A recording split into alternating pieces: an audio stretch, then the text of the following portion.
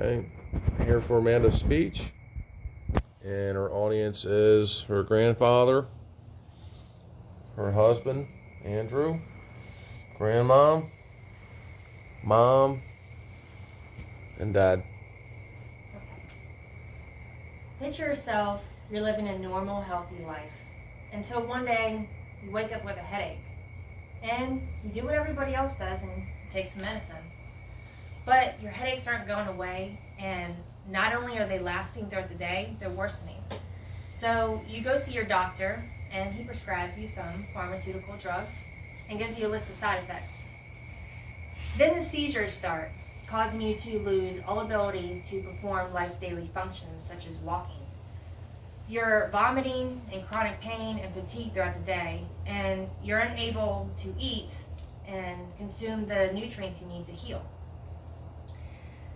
You go see your doctor for answers, and he tells you that they've done everything they could, and there's nothing else they can do.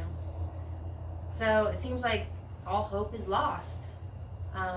Until one day you come upon a miracle, a treatment, maybe even a possible cure.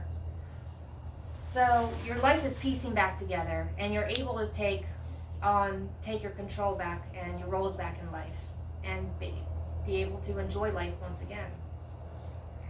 This is not just a made-up story. This is a story of many children and adults who are suffering from deadly medical conditions. Finding that treatment was very much a miracle for them when all other pharmaceutical drugs have failed them. But it's not that simple for them, as their treatment is illegal. Their medicine is cannabis, or is known as marijuana. To give you a better understanding of this, I'm going to give you a brief overview of the chemistry, the evidence, and the history of marijuana, and how you can help the reform of medicinal marijuana. There are two main products of the marijuana plant that have shown to have medical benefits. One of them is tetrahydrocannabinoid, which is THC, the compound in the plant that makes you high. The other one is cannabidiol, or CBD, which is basically the same thing as THC, but no matter how much you take of it, you can never get high. It works through our endocannabinoid system, which is made up of our central nervous system and our immune system. These two cannabinoids can be altered in the plants, meaning that the plants can be bred to have more CBD or more THC, depending on the medical use. There has been an abundant amount of studies done that have shown that marijuana has been beneficial treatments in medical issues ranging from anxiety disorders to cancers. The American Cancer Society reports a study done on mice that cannabinoids provide a defense against certain types of cancerous tumors, have shown a reduction in growth of these tumors, reduce nausea, reduce pain, and increase appetite and sleep quality. The Cure Your Own Cancer organization does a story on a man named Rick Simpson, who was diagnosed with skin cancer. He thought that, hey, if it's working on mice, why not me? What do I have to lose? So he had started to apply cannabinoid oil to his skin. And within 4 days, he noticed a reduction in his skin cancer. And for 10 years now, he has been cancer-free. And he has helped over 5,000 people heal using his oil. The National Multiple Sclerosis Society states that cannabinoid oil decreases muscle stiffness, body pain, and spasms twofold compared to those who did not take it. Epilepsy organizations are in large support of medical marijuana, as there has been a substantial amount of evidence shown that it can work as a treatment on different forms of childhood epilepsy, saving their lives and reducing the risk of early brain damage. But just like other medications, marijuana is not a cure for all, as it can cause complications for some, such as the THC can have a negative effect on those with cardiovascular disease and AIDS. So with all this evidence, why is marijuana still classified as a Schedule 1? Meaning that it's defined as it's high danger, has no medical benefits, and it's in the same class as heroin? Especially since the government has created a patent in 1998 stating that they own all medical properties of marijuana.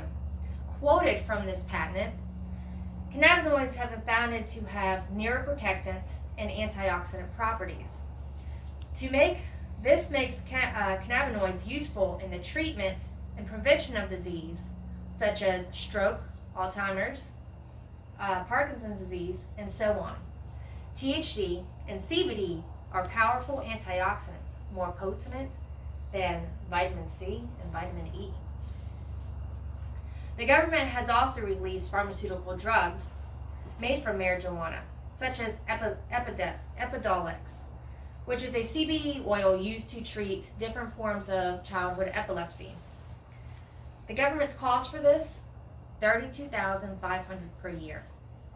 Whereas you could go to your dispensary, purchase some seeds, marijuana seeds for a few $100s, grow your own little medical garden, and extract it yourself. Maybe it's the green of the dollar bill that is more dangerous than the green of the plant. With that said, we need to come together and exercise the democracy of our country. How you can help is to do your own research, vote, invest in private research labs, and sign petitions. Another way you can help is to break the negative stigma of marijuana and to not be afraid to be pro-cannabis marijuana, medical marijuana. We still need to do a lot of research on this plant. And with marijuana being classified as a Schedule 1, the process of discovery is hindered. So many children and adults are suffering and even die not knowing that they have a treatment. Why should we go through life ignoring this? If you're thinking this doesn't concern you, remember one day you'll get old, your loved ones will get old, and we all face a medical condition at some point in our lives without our control. And when that day comes, this plant may be the thing that keeps you or them from suffering and even alive. Thank you very much. Very good. Hey, good job, Amanda. Very good.